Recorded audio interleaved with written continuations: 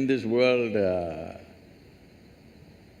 more money, probably 10 times or even 100 times more money is being spent on hair products than on the brain products.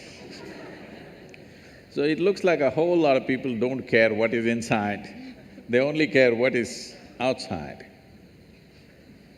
So, for those people who are in a certain state of their life where they need to intensely focus on something, very intensely, where they need undivided attention to achieve what they want to achieve, normally we shave their heads, you know so that they don't have to stand in front of the mirror every day. See, I don't have to stand in front of the mirror, every day I look the same.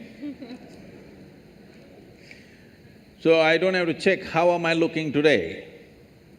So, when you're focused on something else, certain things get less significance. How we look, is it important? Yes, it is. To some extent, it is important in our lives. But right now, you're not going to walk the ramp, you're going to the class, okay? So all you have to do is bundle up your hair, tie it up on top of your head so that they can't see your hair, they can just see the knot and they can see the size of your head, that's a good thing. It is not that one should not be concerned about their appearance, of course it matters, but where does it matter, where does it not matter is something we have to decide. If it matters too much everywhere, I've seen people about 27 times in a minute, they if you're adjusting your hair half the time in your life, what the hell are you going to do of any significance? I'm not saying you should not have hair, I'm not saying you should not keep it well, but if you are so concerned about your appearance, obviously you're a bit empty inside. There's some more stuff within you. You wouldn't be so concerned about your appearance. Taking care of our appearance to a certain extent is important. Well, if you're going into the films or you're a model or something, you have to take care of it much more, maybe. But for an engineer, if you're presentable, it's fine, huh? And so, it doesn't end at the appearances. It's about the general opinions of life and about ourselves. Let's say anything about us that they have, that people have, they somehow Whatever affect kind of us. opinions. Maybe behavioral traits, like somebody tells me, you speak very loudly, maybe. You speak very loudly all the time, why do you do that? Maybe, I mean, it hasn't happened with me, I'm just giving an example. So, how do we take… like, I was it's a about to very tell you casual your trousers are comment. torn, but I didn't tell you. There was a time when I lived in denims, nothing but denims, okay? Only Levi's. And because of motorcycling and all kinds of things, they would get torn. We had to get it from United States, otherwise they were locally not available in 60s. So we used to patch it up, but now people are tearing it up and then wearing it. So obviously the message is you don't care a hoot what other people think about you. Let that come into every aspect of your life, you don't really care what other people saying about it. That's the idea, isn't it? The idea of tearing up a new pant and walking is, you don't really care, but that's not the truth with a whole lot of people. How is it torn? Your pant is torn better than mine. So we've gotten into this mess essentially because we have not delved into what this is. There is no profound experience of yourself. Who you are is a bundle of opinions that other people have given. If 10 people say you're good, you will become very good. It's like this. You went outside, somebody told you, oh, you are the most wonderful person on this planet.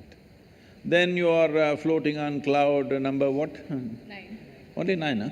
In Tamil Nadu, we do 11. So you're floating on cloud number whatever, and you came home, they told you who you really are, and suddenly it'll crash the cloud. Floating on a cloud is not a wise thing, you're bound to crash, isn't it? Hello? Floating on a cloud is not a safe thing to do. you are bound to crash.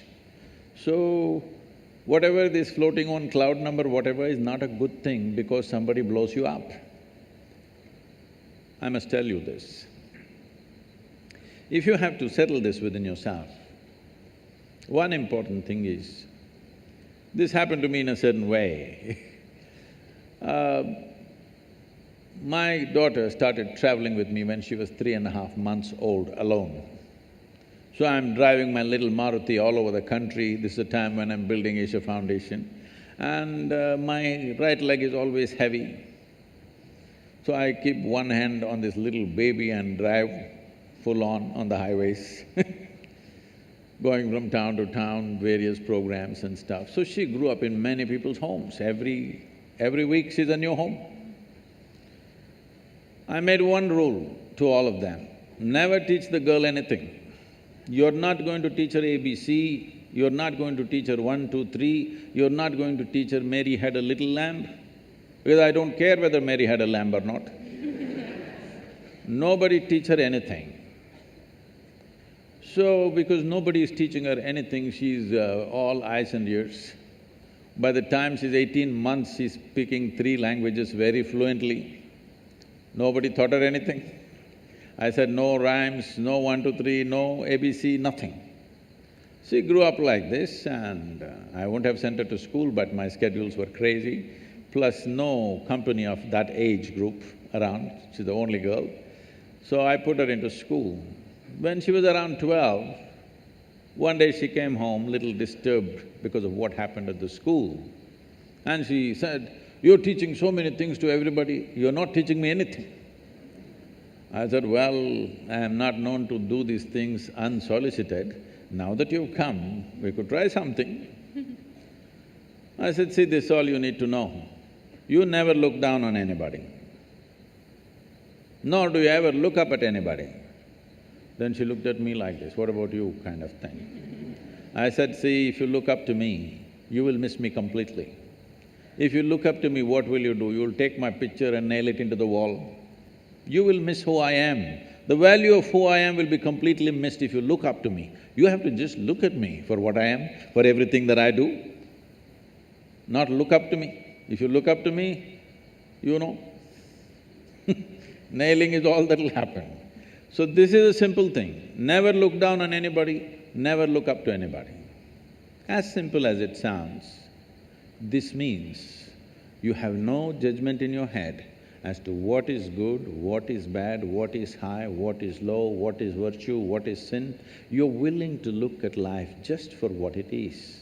If you see life simply for what it is, you will effortlessly navigate through life. All these things will not even be an issue in your life.